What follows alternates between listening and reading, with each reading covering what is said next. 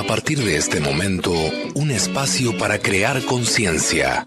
¿Por qué lo hiciste? Un programa de la Fundación Códigos, conducido por el investigador Luis Cegueza, desde los estudios de la Fundación Códigos en Punta del Este, Uruguay, y emitido en Uruguay, Argentina, Bolivia, Brasil, Chile, Colombia, Ecuador, España, Estados Unidos, Holanda, Inglaterra, Israel, México, Perú, República Dominicana y portales online.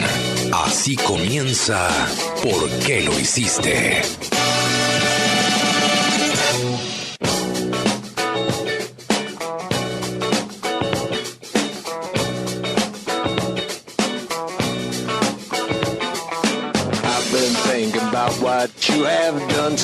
Muy pero muy bienvenidos amigos nuevamente a ¿Por qué lo hiciste? Hoy transmitiendo desde Buenos Aires, República Argentina, desde los nuevos estudios de la Fundación Códigos en la zona de Belgrano para las 221 emisoras en 16 países. Esto es ¿Por qué lo hiciste? Estás escuchando ¿Por qué lo hiciste? Con la conducción de Luis Cegueza. Y vamos con Laura Rivero a los titulares de hoy. Los glaciares del sur del mundo luchan contra los efectos del cambio climático. El glaciar chileno Pío XI, pese a todo, sigue avanzando y ya copa un enorme valle. Crecen los mares. En el siglo XX, el nivel del mar subió más en los 3.000 años anteriores. Un Corvette modificado rompe el récord al auto eléctrico más rápido del mundo. El Xenovation GXC, la versión ecológica de un Chevrolet Corvette Z06, superó los 300 km por hora para convertirse en el coche eléctrico legal más veloz de la historia. Noticias. En ¿Por qué lo hiciste? Noticias. Los glaciares del sur del mundo luchan contra los efectos del cambio climático. El glaciar chileno Pío XI, pese a todo, sigue avanzando y ya copa un enorme valle.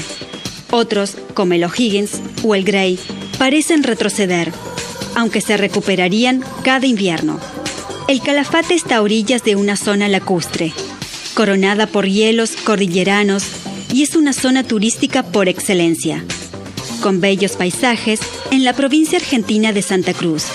En sus inmediaciones se practica el turismo de estancia, la pesca deportiva, el trekking, y desde allí se puede llegar hasta el sector de El Chaltén, con el monte homónimo casi a tiro de piedra, proseguir por el río de las Vueltas y llegar al lago del Desierto.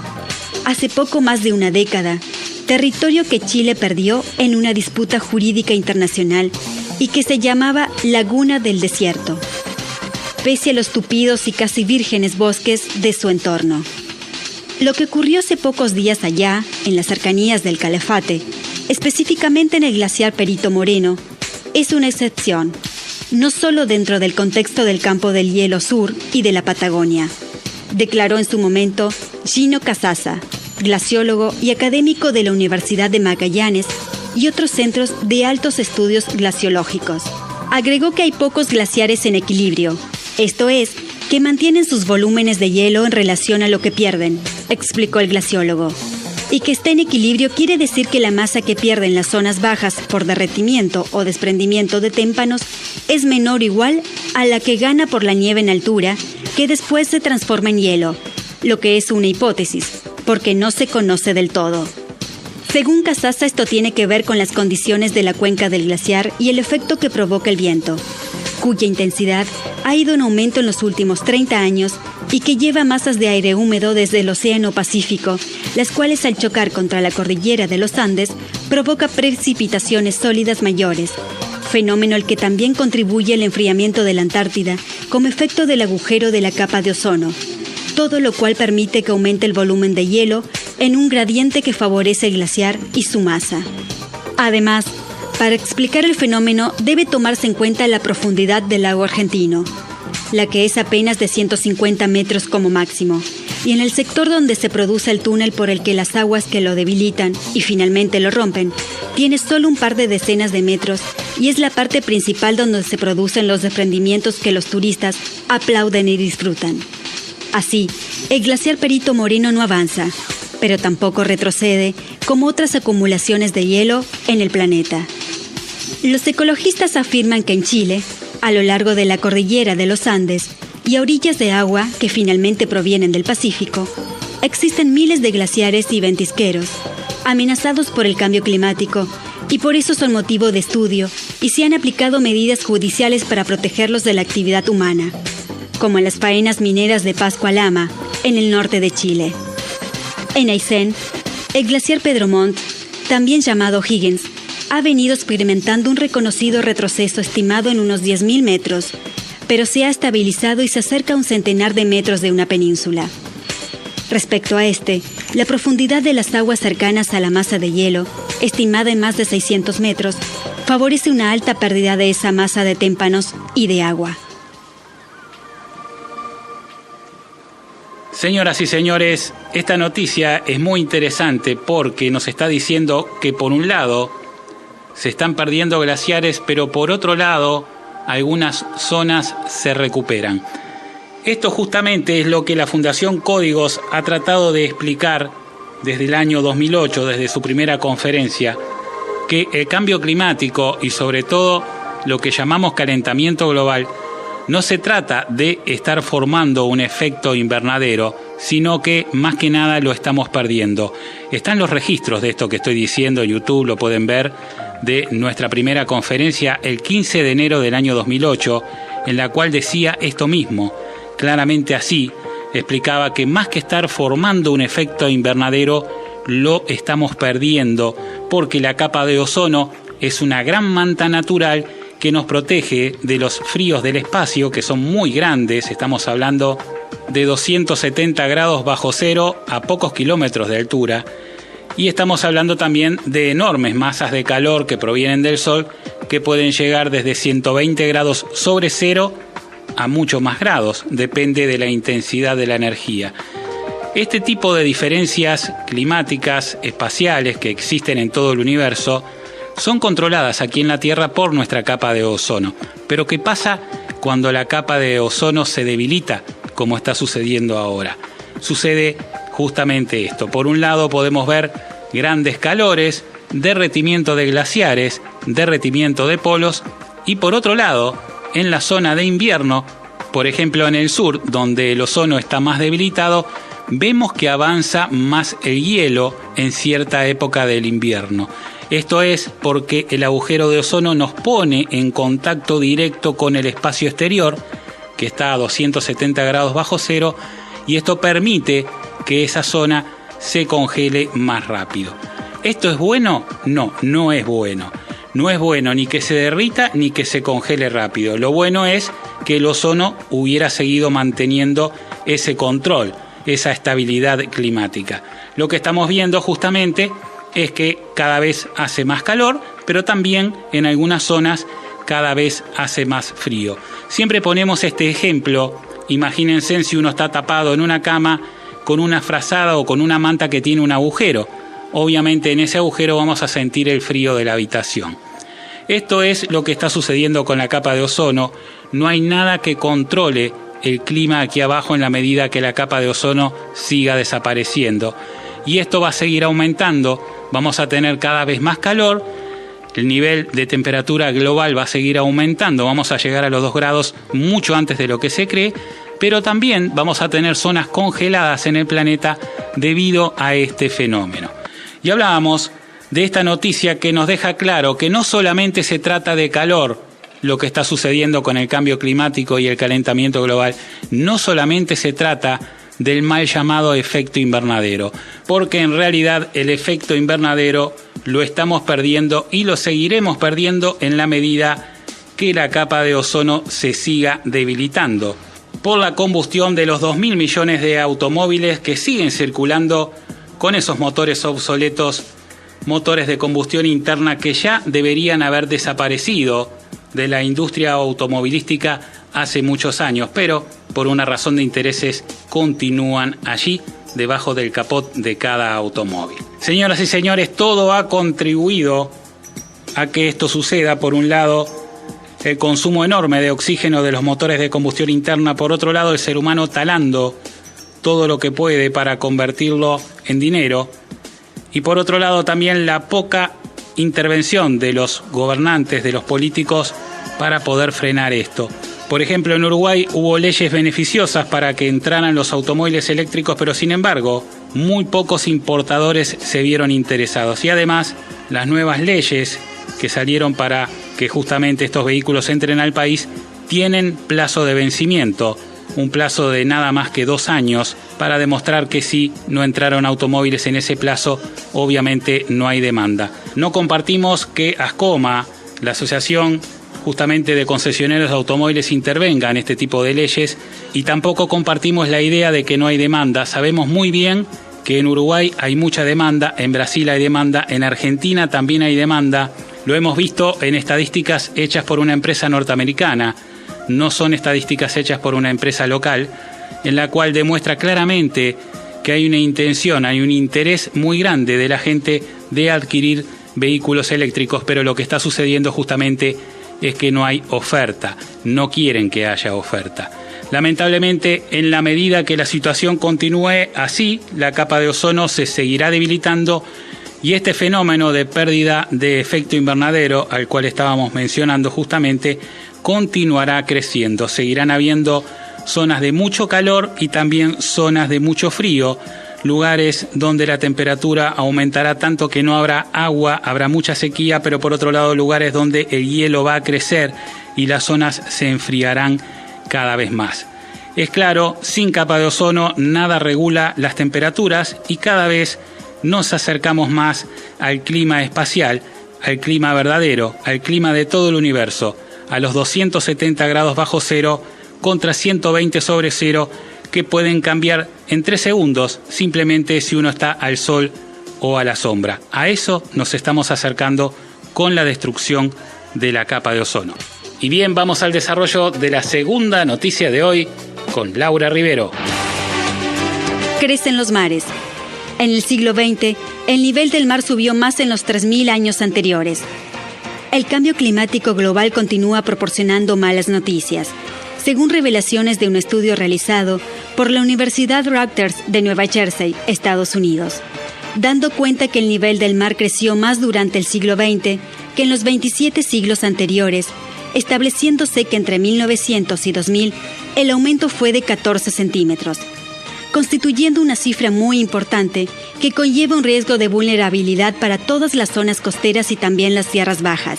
Se consigna de que no haberse producido el recalentamiento global, producto del deterioro de la capa de ozono, debido a las emanaciones de gases que causaron esas enormes grietas que dejan expuesta la corteza terrestre a los rayos ultravioletas en forma directa, el nivel de los mares debería haberse incrementado solo 7 centímetros durante todo el siglo XX.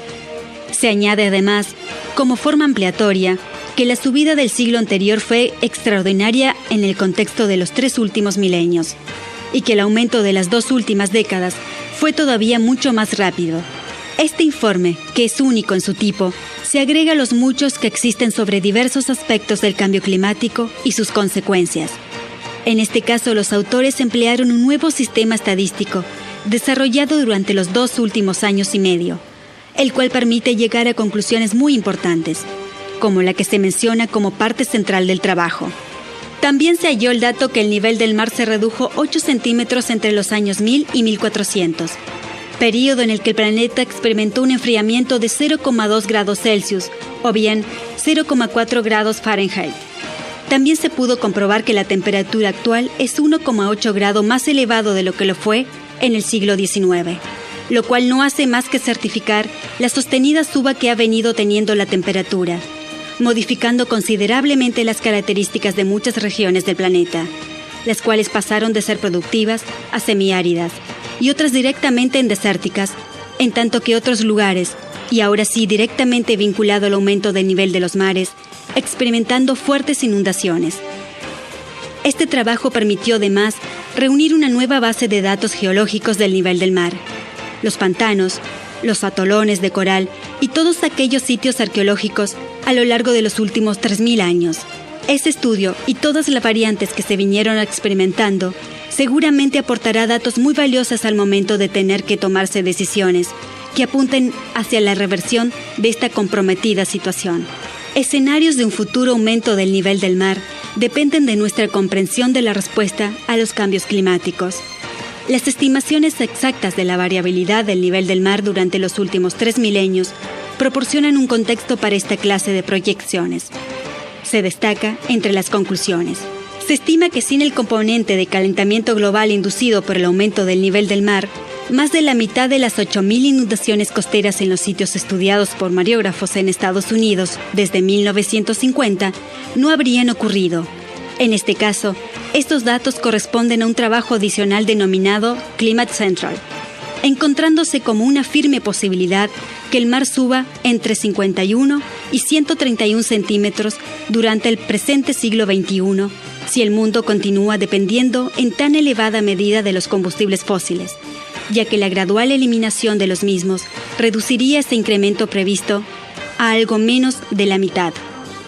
Estos son los datos concretos obtenidos y el diagnóstico de futuro, pero en cambio, la misión de encontrar una salida no parece tan sencilla, ya que, por ejemplo, según un estudio de la NASA, la temperatura global en el reciente mes de enero fue 1,13 grados por encima de la media histórica, siendo un dato revelador que en los últimos 136 años, el enero más caluroso ha sido el de este mes en el año 2007, con 0,95 grados por sobre la media, ahora superado con claridad por el primer mes del presente 2016.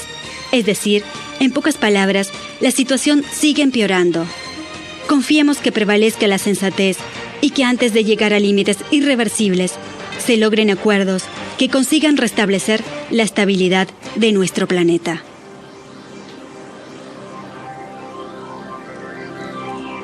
Recuerdo, allá por el año 2012, una noticia que leímos aquí en ¿Por qué lo hiciste?, que decía que se había constatado a través de mediciones satelitales que los niveles del mar habían subido 3 milímetros. Escuchó bien, 3 milímetros. Y en ese programa me acuerdo que la pregunta que nos hicimos era: ¿cómo pueden medir el mar desde un satélite milimétricamente cuando es algo que está en continuo movimiento? Solamente en base a promedios, obviamente. Pero de todas maneras es muy poca la medición como para poder ser tan precisos. Sabíamos en ese momento que el mar ya había subido más que 3 milímetros, ya había subido algunos centímetros. Hoy también sabemos que el mar sigue subiendo su nivel y ha pasado los 30 centímetros. Esto es debido al derretimiento de los polos. Pero hay que entender que el agua circula. Hay que entender que no quiere decir que los polos se derritan, que directamente las aguas van a subir rápidamente. Esto es un proceso y además existen otros factores que controlan el ascenso o la disminución del nivel de las aguas. Hay que tener en cuenta las sales y también hay que tener en cuenta las vaporizaciones.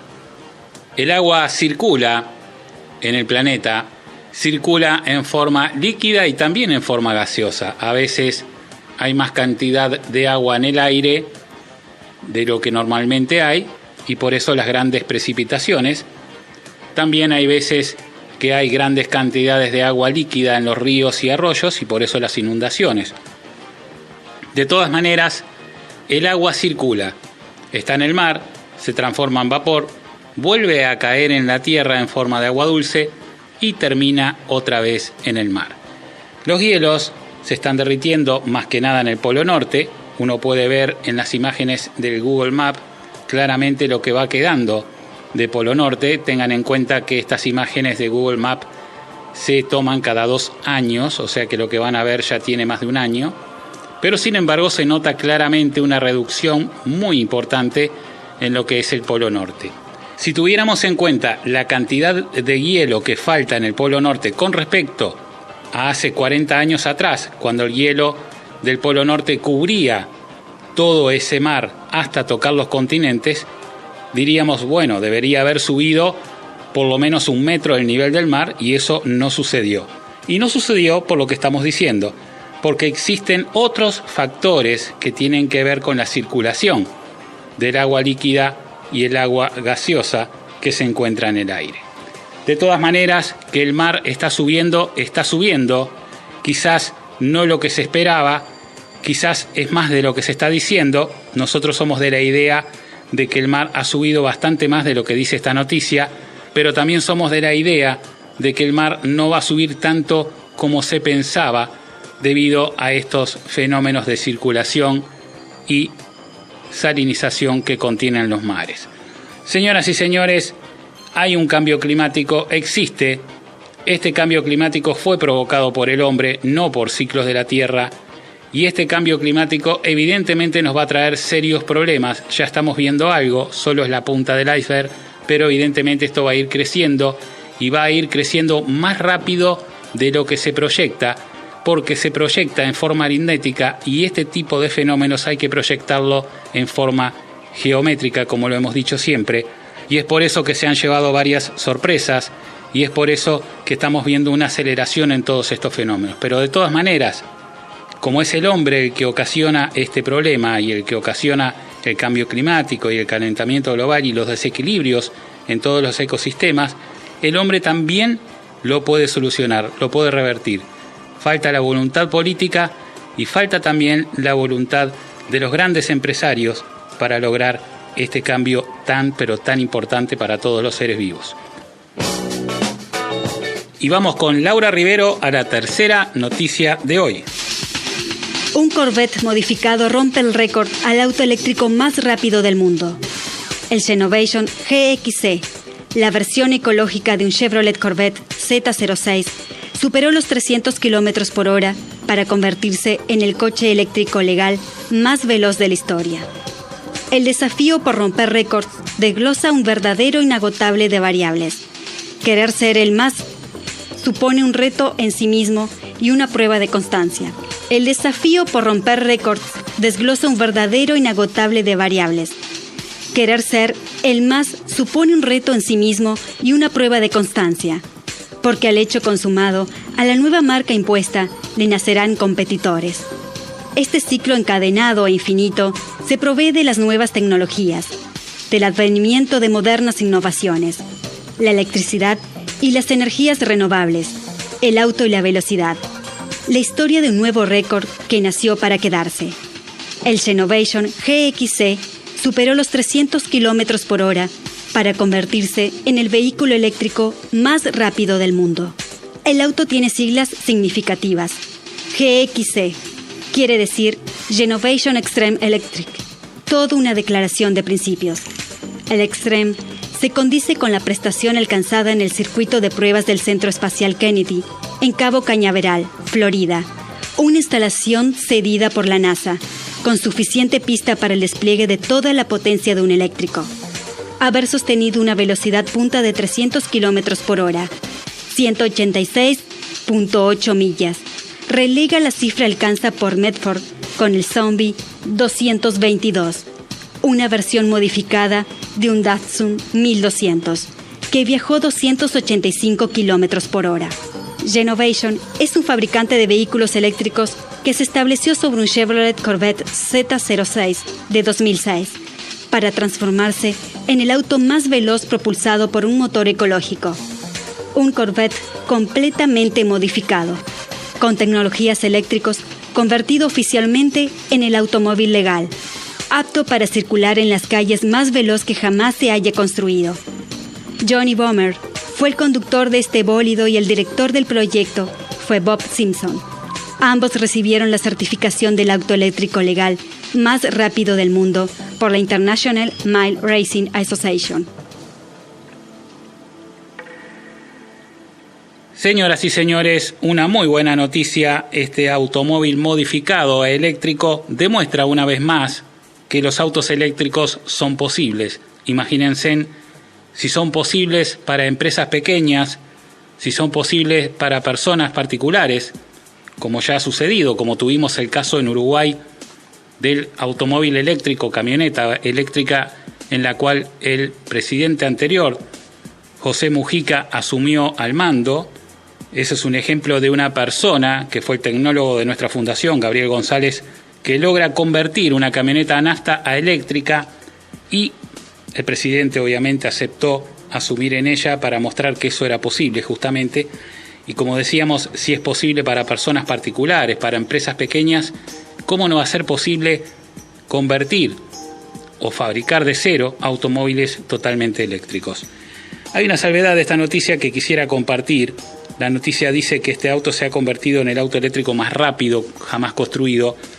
Nosotros sabemos bien de una historia de un auto que ya hace unos cuantos años fue construido y superó esta marca perfectamente. Estamos hablando de Elica, un automóvil fabricado en Japón por un meteorólogo, justamente un meteorólogo que, viendo los grandes problemas del clima en su profesión, decidió fabricar vehículos eléctricos que justamente lucharan contra el cambio climático. Este hombre, este meteorólogo, logró construir un vehículo que en aquel momento, estamos hablando de varios años atrás, unos por lo menos 8 años, logró desarrollar velocidades de casi 400 kilómetros por hora. Igualmente, valga esta noticia como buena, porque siempre que estamos intentando convertir automóviles con esos viejos motores de combustión a eléctricos, logrando la misma performance o inclusive mejor, bienvenido sea. Gracias a esta gente que ha logrado convertir este automóvil y demostrar justamente una vez más que esto es posible. Amigas y amigos, hemos llegado al final del programa de hoy. Quiero agradecer como siempre a la Intendencia de Maldonado que presenta este programa. También agradecer a todos los integrantes de ¿Por qué lo hiciste? A Carlos Ceguesa en los controles, en la selección musical y también en la presentación de la misma. A Majo López en el desarrollo de las noticias y en la producción. Al licenciado Juan José Garone también en las noticias y en la producción. Al doctor Gustavo Gavier desde Córdoba en la producción. A Carlos Acosta desde Montevideo también en la producción. A Vanessa Gaspar desde Maldonado, aquí desde Maldonado con la producción. A la licenciada María Paz Gálvez desde Santiago de Chile también con la producción. Y Carmen Amelia Ampuero en Lima, Perú, también con la producción. A los ingenieros de sonido que hacen posible esta retransmisión en 207 emisoras en 16 países. También agradecer a los propietarios de las emisoras que nos permiten llegar a ustedes y por supuesto también agradecerte a vos que siempre estás allí. Chau, chau.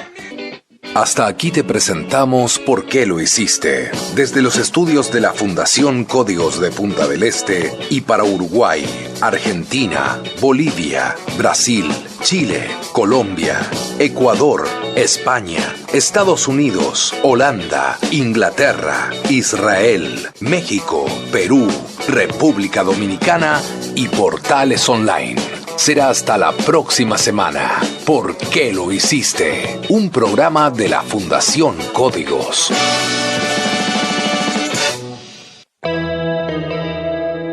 Auspició este programa Intendencia de Maldonado, Gobierno Departamental.